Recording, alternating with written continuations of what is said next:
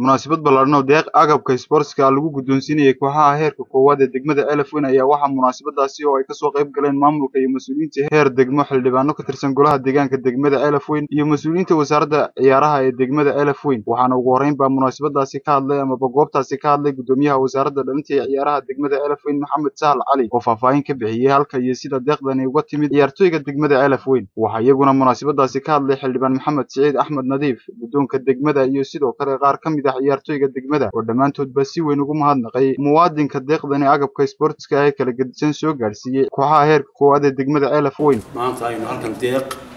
la idinku guddoonsiinayo oo ku soo tamaracay oo keenay oo xoogiisa ka soo iibiyay inanka inaga yimi qurbaha ee la yiraahdo Maxamed Faatax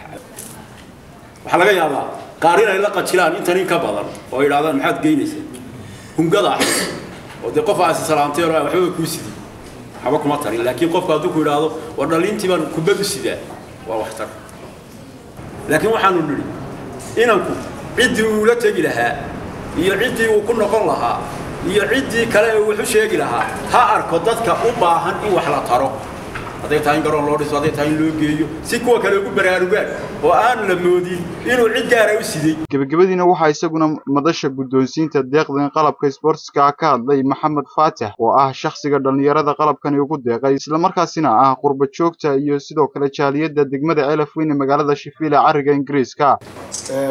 waxaan gaar u leeyahay labada warbaahineed ee Home Cable iyo Somali National TV oo runtii bulshada u soo tabiya warar ku salaysan xaqiiqada waxaan halkan ka soo jeedinayaa baaq ku aadan qurba jooga reer Elfwyn rag iyo dumarba oo ugu baaqayo inay ka shaqeeyaan danaha guud ee bulshada sameeyana urur sharci leh constitution ku dhaqmo si degmadu ay horumar xagga sportska samaysato waa Cabdiraxmaan Ismaaciil Saciid TV-ga qaranka Somaliland